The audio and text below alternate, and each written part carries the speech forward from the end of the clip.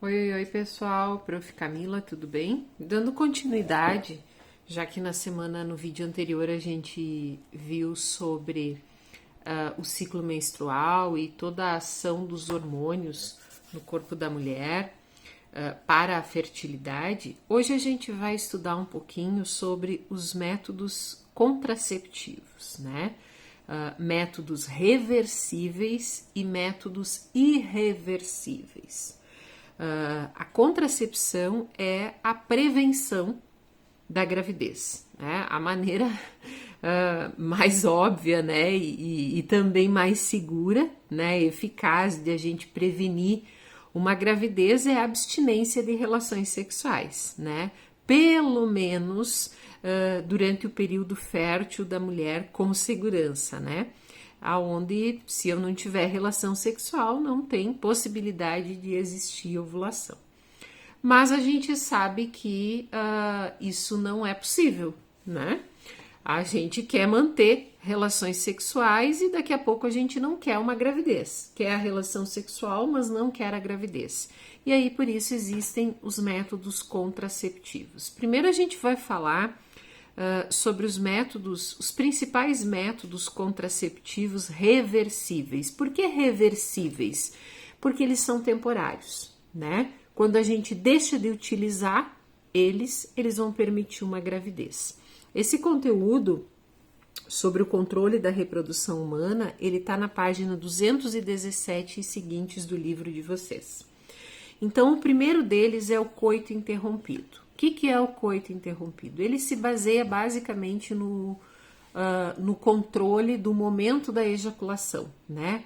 Quando os meninos removem o pênis da vagina no momento antes da ejaculação. É um método extremamente perigoso, né? Há muitos riscos, pode ocorrer antes da ejaculação uma pequena liberação de quantidades muito pequenas de fluido, e neste fluido pode existir sim já algum espermatozoide viável para fecundar aquele óvulo, né? Além disso, pode, né, ocorrer de que não se tenha o controle exato deste momento da ejaculação e aí o homem ele não consegue retirar o pênis a tempo. Além do coito interrompido, outro método contraceptivo reversível é a camisinha, né? É o uso de preservativo, popularmente conhecido como camisinha, doada gratuitamente em todos os postos e unidades básicas de saúde. A camisinha, então, ela deve ser colocada sempre antes da penetração, né? Deve recobrir totalmente o pênis, né? É importante sempre se deixar uma pequena folga sem ar na ponta da camisinha. E além disso, depois da ejaculação, o pênis ele deve ser retirado então do corpo feminino enquanto ainda estiver ereto e com segurança retirar esse preservativo, né? Além de diminuir, né, consideravelmente o risco de uma gravidez indesejada, a camisinha é o método contraceptivo mais eficaz para o risco de contágio de algumas DSTs, doenças sexualmente transmissíveis. Então, é o mais aconselhado não só para evitar uma gravidez, mas também para reduzir o contágio de DSTs. A camisinha, gente, né, pelo amor de Deus, não deve nunca ser reaproveitada. Além da camisinha masculina, nós temos hoje também já a camisinha feminina, né? Ela é constituída por um material menos alergênico que o látex da camisinha masculina e ela parece um pequeno saco e tem um arco na borda e outro aro, um aro, né? Como se fosse um arco na borda e um outro aro solto na vagina. O aro maior ele deve sempre ficar para fora, enquanto que o aro menor ele vai servir como uma barreira, como um lastro, né? Para poder manter o preservativo no lugar. E assim como a camisinha de látex diminuía o risco do contágio e protegia contra DSTs, a camisinha feminina ela também protege as mulheres de doenças sexualmente transmissíveis. O outro método contraceptivo reversível é o diafragma, tá? O diafragma, ele é um dispositivo de borracha, né? É constituído, então, como uma cúpula de látex com silicone. Ele tem um aro que é elástico na borda e para ser colocado, então, no interior da vagina, bloqueando a passagem dos espermatozoides. E ela deve sempre, o diafragma vaginal, ele sempre deve ser utilizado em conjunto com um espermicida, tá? E aí, já falando do espermicida, que não tem aqui no livro didático de vocês, mas o espermicida é uma substância química que vai bloquear a atividade do espermatozoide e que pode ser utilizado na forma de geleias, né? A gente tem no mercado aí em formas de geleias, em formas de comprimidos ou até mesmo de espumas que são aplicadas na mulher, então na vagina, antes da relação sexual. E aí deixa de ter a vitalidade dos espermatozoides.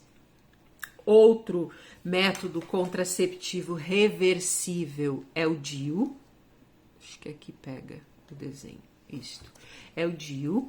Quando a gente fala do DIU, a gente fala de um dispositivo intrauterino.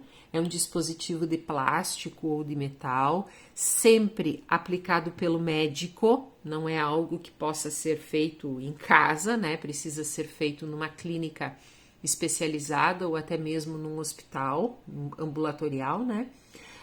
Aplicado pelo médico no interior do útero da mulher. Por ser, né, um corpo estranho, ele causa uma certa hostilidade no local em algumas mulheres, né? Outras mulheres poderão ter um tipo de ação inflamatória, né?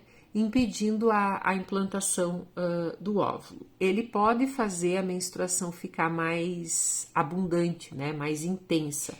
E ele também, em algumas mulheres, ele pode causar cólicas menstruais. E é por isso que existe uma grande diversidade de opções de DIU no mercado de trabalho, que é justamente para tentar reduzir estas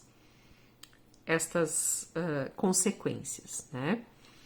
E aí, um dos métodos contraceptivos reversíveis mais popularizados é a pílula anticoncepcional, né? Que são os anticoncepcionais hormonais. São hormônios femininos, né? Que, se dosados adequadamente, eles vão agir impedindo a ovulação. Eles existem em forma, os hormônios anticoncepcionais hormonais, né?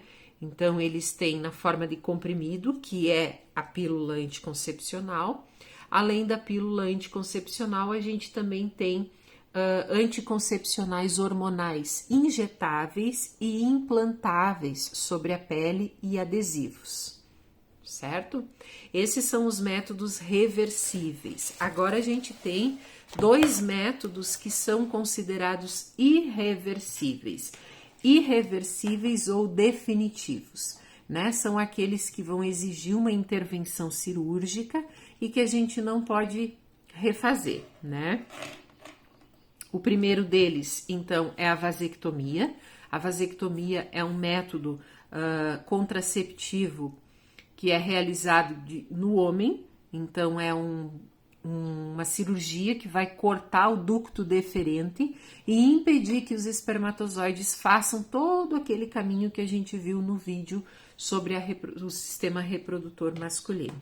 E o outro método irreversível é da mulher e diz respeito à laqueadura tubária. Também um procedimento cirúrgico, né, como vocês estão vendo aqui na imagem, aonde se interrompe a permeabilidade destas tubas uterinas. Então, se faz um corte, amarra aqui, para poder fazer com que a mulher vai continuar ovulando normalmente, mas aqui, quando o óvulo ele vinha para encontrar o espermatozoide, ele não vai ter caminho para seguir, porque foi interrompido essa permeabilidade. Certinho, pessoal? Beijinho, beijoca, até o próximo vídeo.